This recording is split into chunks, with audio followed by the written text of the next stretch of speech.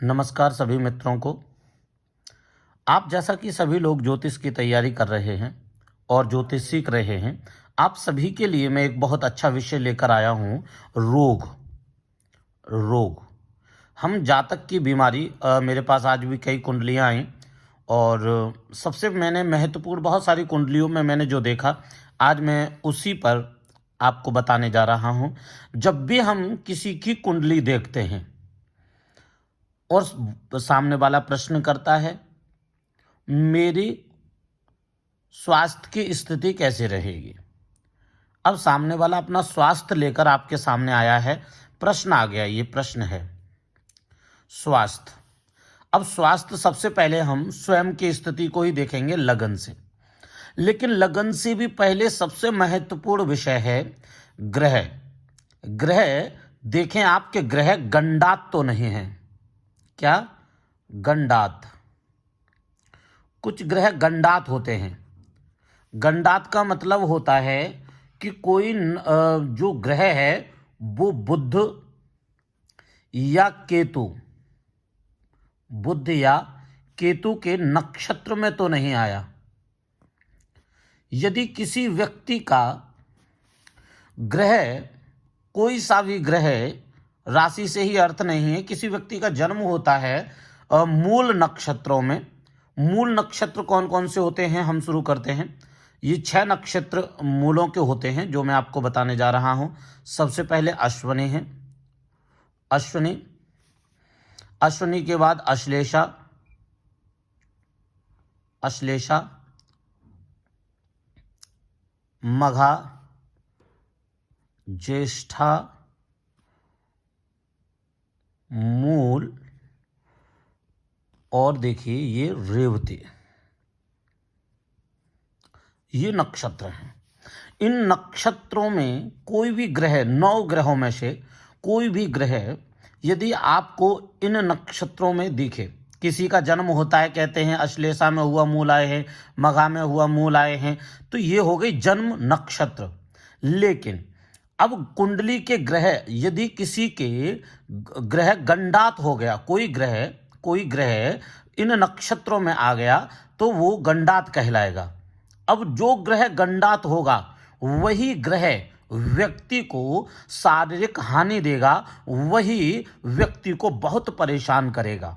ठीक है, तो सबसे पहले हमने देखना है कि व्यक्ति का कौन सा ग्रह गंडात है। कोई ऐसा तो नहीं कि कोई इन नक्षत्रों में कोई सा भी ग्रह आया हो, उस ग्रह को एक और नोट कर लें, आप कुंडली में चेक कर लें। ठीक है, उसके बाद में फिर आप क्या देखेंगे, लगन। लगन की अवस्था देखें। अगर लग्नेश शुभ ग्रह के साथ में बैठा हुआ है, अच्छे ग्रहों के साथ में बैठा हुआ है, अच्छे भावों में बैठा हुआ है, दिग्वली है तो आप उसे अच्छा कहेंगे। स्वग्रही है तो अच्छा कहेंगे। उच्च का है तो अच्छा कहेंगे। मित्र के साथ है तो उसे अच्छा कहेंगे। त्रिकोण में, केंद्र में है, उसे अच्छा कहेंगे। अब ये स्थिति है, इसमें आप उच्च नीचता सब कुछ देखेंगे और आपको दिखने में आता है कि लगन अच्छा है तो व्यक्ति का स्वास्थ्य बहुत अच्छा रहेगा। आपने देखा किसी जातक की लगन बहुत खराब है, ठीक है, कैसे? लगन 6, 8, 12 भावों में चला जाता है। लगन का स्वामी लग्नेश, अर्थात जैसे कि मान लीजिए यहां पर 5वीं राशि आई। कौन सी राशि आई? 5वीं राशि। अब 5वीं राशि ही नहीं देखनी आपको, 5वीं राशि के साथ में यह देखना है कि इसकी जो राशि है, जो इसका जो स्वामी है, जो जहां बली होता है वो है मेष राशि। इसका स्वामी अगर सूर्य यहां उच्च का है, सूर्य यहां उच्च का है, लगन का स्वामी उच्च का है, ठीक है, और ये अच्छा है तो व्यक्ति की लगन मजबूत है। पर मान लीजिए सूर्य यहां नहीं है, सूर्य आ गया इस जगह, इस जगह, कहां? षष्टम, अष्टम और द्वादशेश। अब यहां पर आप जैसे ही देखेंगे आपको तुरंत लगेगा कि यह व्यक्ति तो शारीरिक अस्वस्थ रहेगा। कितना अस्वस्थ रहेगा? अब ये निर्भर करेगा सूर्य पर। सूर्य किसके साथ है? क्या स्थिति है? कहीं ऐसा तो नहीं कि गंडात ग्रह की दृष्टि पड़ रही हो, कहीं ऐसा तो नहीं नवमांस कुंडली में लग्नेश या तो चतुर्थ भाव में होगा, षष्ठम भाव में, अष्टम भाव में या फिर द्वादश भाव में होगा, तो निश्चित ही शारीरिक हानि होगी। कहां कहां? ध्यान से देखें, नवमांस कुंडली में, नवमांस में आपने देखा कि नवमांस में लगन का स्वामी 6, 8, 12 भावों में चला गया और उन भावों का स्वामी जिन भावों में लगन का स्वामी नवमांस कुंडली में इन भावों में जाता है और इन भावों का स्वामी लगन कुंडली में 6, 8, 12 भावों में आकर बैठ जाए।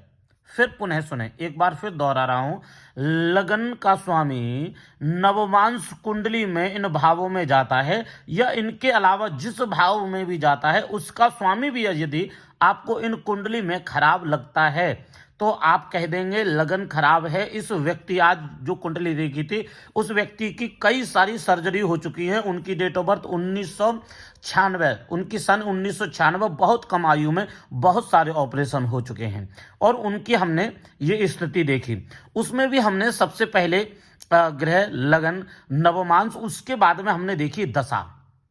हमने क्या देखा? अशुभ ग्रह की दशा चल रही हो, अशुभ ग्रह की दशा, ठीक है, अशुभ ग्रह की दशा चल रही हो, उसी में अंतर दशा भी अशुभ की हो, अंतर दशा अशुभ हो, ठीक है, या फिर जिसकी अंतर दशा है वो 6, 8, 12 भावों में हो, तो मान लीजिए उससे संबंधित व्यक्ति को बहुत सारी तकलीफें, बहुत सारी परेशानियां होने वाली हैं। तो पहले हम क्या देखेंगे? ग्रह गंडात तो नहीं, लगन की स्थिति अच्छी है या खराब है। उसके बाद आप देखेंगे नवमांस में कैसी स्थिति है।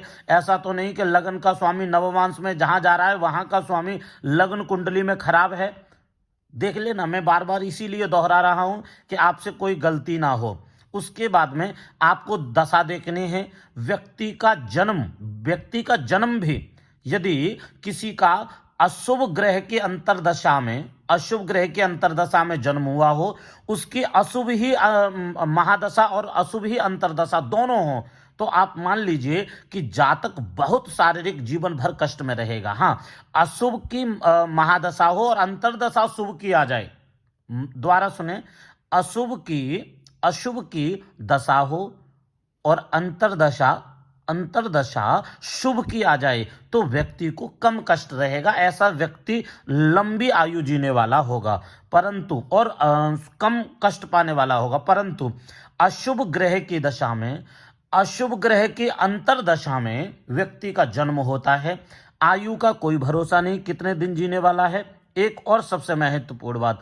हम उस व्यक्ति पर भरोसा नहीं कर सकते कि वह कितना स्वस्थ रहेगा। वो अस्वस्थ रहेगा और बहुत परेशान रहेगा। ग्रह निकालने के और भी कई तरीके, जिसमें आप देखेंगे कि व्यक्ति किस तरीके से शारीरिक कष्ट पाता है, उसके विषय में मैं एक विस्तार से वीडियो बनाऊंगा। और जो व्यक्ति इसको विस्तार से सीखना चाहते हैं वो हमारे यहाँ मेडिकल एस्ट्रोलॉजी का कोर्स ज्वाइन कर सकते हैं, जिसमें हम व्यक्ति को सलाह देते हैं कि क्या देखने पर हम बता सकते हैं व्यक्ति किस तरीके से परेशान रहेगा, क्या परेशानी है, कैसा कष्ट भोगेगा, क्या क्या परेशानी होंगी, वो सब हम इसके माध्यम से आपको बताएंगे। और इसी के साथ मैं अनुमति चाहूंगा, आप हमारे चैनल को सब्सक्राइब जरूर करें और चैनल को सब्सक्राइब कर शेयर करें, बेल आइकन दबाएं और अधिक से अधिक लोगों तक मेरा वीडियो पहुंचाएं। Thank you so much. Radhe Radhe.